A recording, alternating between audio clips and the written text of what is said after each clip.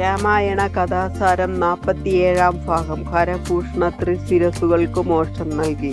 ഇപ്രകാരം രാമദേവൻ ഖരഭൂഷണ ത്രിശിരസിനെയും 14,000 പടയെയും 3.25 നാഴിക നേരം കൊണ്ട് കൊന്നൊടുക്കി. രാക്ഷസപടയും ഖരഭൂഷണ ത്രിശിരസുകളും ദിവ്യ വിഗ്രഹങ്ങൾ ധരിച്ച് രാഘവനെ വണങ്ങി അദ്ദേഹത്തിൽ നിന്നും വരം സ്വീകരിച്ചു. രാമനെ പ്രദക്ഷിണം വെച്ചു സ്തുതിച്ചു നമസ്കരിച്ചു സ്വർഗം പൂകി. അവർക്കെല്ലാം മോക്ഷം നൽകി. സൗമിത്രി സീതാദേവിയോടുകൂടി പുറത്തേക്ക് വന്നു.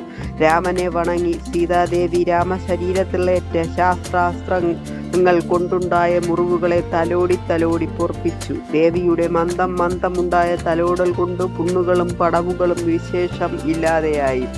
രാക്ഷസഗണങ്ങൾ വീണ് കിടക്കുന്നത് കണ്ട് ലക്ഷ്മണൻ അതിശയം തോന്നി. രാഘവൻ നിശ്ചയിച്ചു, രക്ഷോഗണങ്ങളെ ഒടുക്കിയതിനാൽ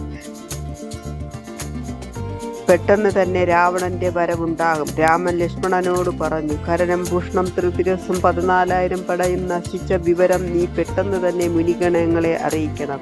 ലക്ഷ്മണനിൽ നിന്ന് രാക്ഷസഗണങ്ങൾ ഒടുങ്ങിയ വൃത്താന്തം അറിഞ്ഞ് മുനികൾ വിചാരിച്ചു, ഇനി വൈകാതെ ദേവവൈരികളായ രാക്ഷസർ ഒടുങ്ങി ശാന്തി ലഭിക്കും. മുനിമാർ എല്ലാവരും കൂടി നിരൂപിച്ചു, രാക്ഷസന്മാരുടെ മായകളെ ആസ്വാദിക്കാൻ 3 പേർക്കും ശരീരത്തിൽ ചാർത്തുന്നതിന്